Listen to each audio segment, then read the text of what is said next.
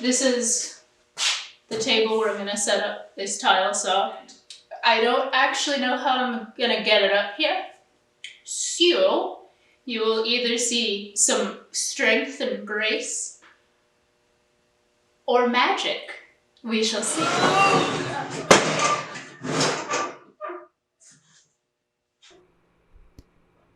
I just need to clear up some of these cables here. It's got a power cable and also a cable that powers the pump and a little clear tube that circulates the water. The thing I love most about working with a tile saw is that the blade actually stays stationary and you brace your forearms against the table and push it into the blade. It feels a little more secure, especially since you don't have to pull a saw towards you while you're trying to hold a geode. This is the splash guard. It just keeps water from flinging off the saw. It helps keep your workplace a little cleaner. I won't say that it protects against all splashback though. The next thing is this water tray. It's got lines on it for the min-max water levels. I'm just gonna slide it in the side and fill it up, and then we are ready to go. So we're going to go ahead and plug this in. We've got the power plug that has the test and reset, so it's GFI protected, which is excellent. So the controls on this saw, I personally like this feature. When I was looking at reviews for this saw, I saw some people that thought that it was unnecessary, but it's actually got the start button, which is a toggle. See?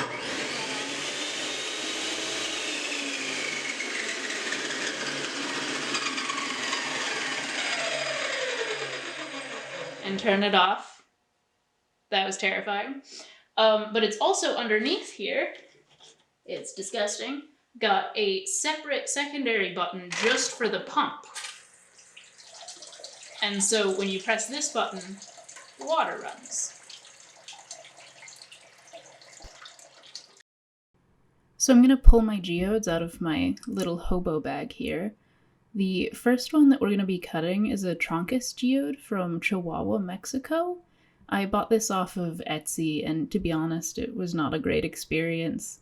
They were all different sizes, all different qualities, so it's kind of a mixed bag when I cut into these. Overall, Trancas geodes are pretty thin-walled, and they're almost always white on the inside with really cool druzzy finger formations that kind of curl around, and they're really interesting to look at, not necessarily what you normally see.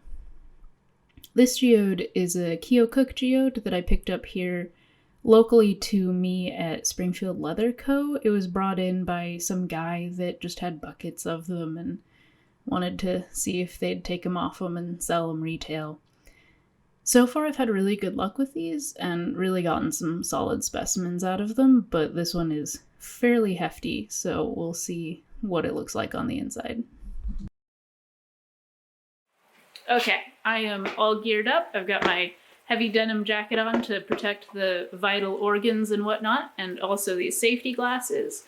I do wear glasses normally, so I've had to put them on over. It's a little disconcerting while you're cutting because you like to see what you're doing, but you've got 2 layers of glass on your face and it can be a little weird.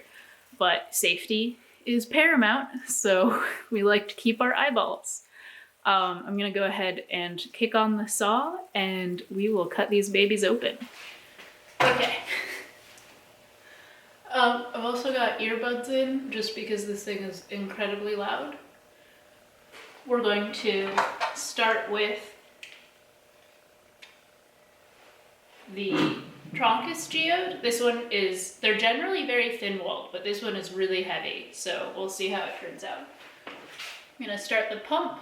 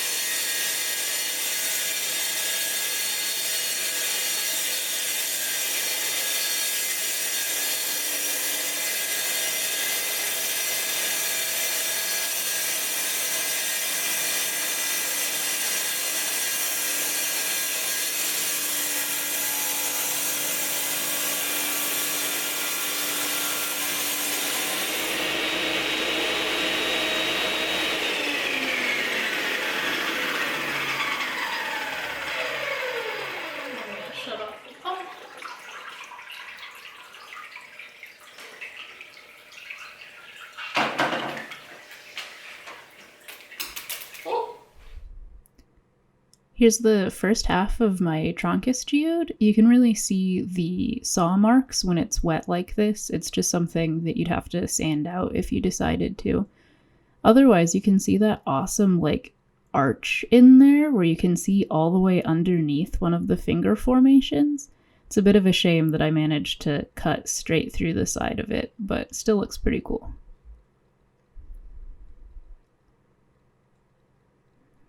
The other half is more of the same. It's really awesome how deep inside you can see it, even though it's so grown in. Trancas geodes are really thin-walled, and so sometimes you'll have really, really small amounts of crystals and just these tiny, tiny little thin walls, as you can see there. But this one's definitely one of the more grown-in ones that I've cut, but still pretty awesome specimen. So now we're going to go for round 2, which is the Keokuk geode here. It's also incredibly heavy. We'll see if we really even get any hollowness inside. The one good thing about wearing safety glasses over your regular glasses is that if you do get any water splashback, you can just take off the top layer and you have glasses. I'm going to pull up my sleeves and start the pump.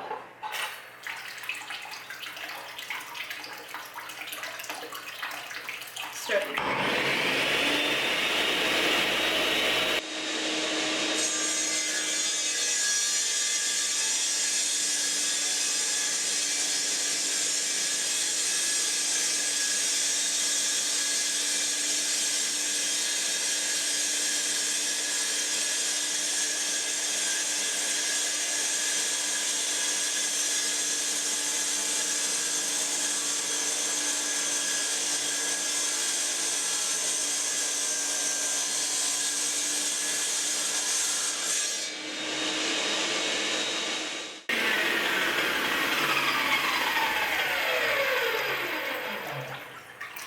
stop the pump.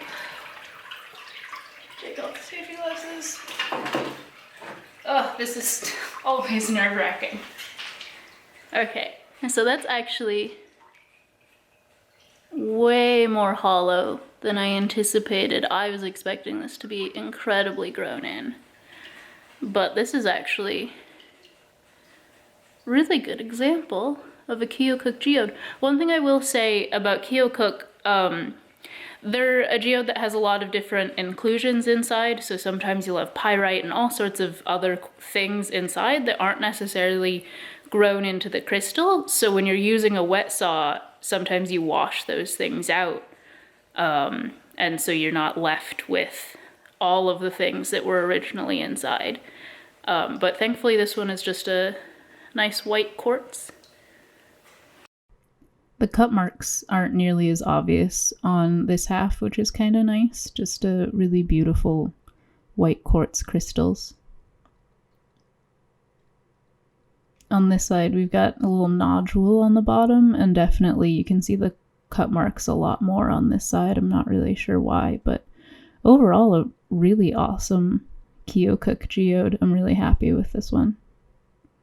So that's the end of what I've got to show you today. We have this white Keokuk geode that we cut, and this nice white Trancas geode.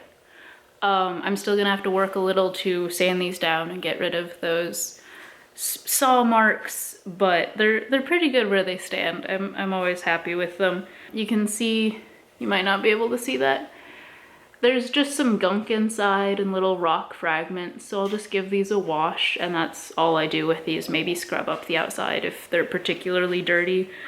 I'm gonna go take these upstairs and put them on the rotator thing so you can get some good glamour shots of them before I process them further.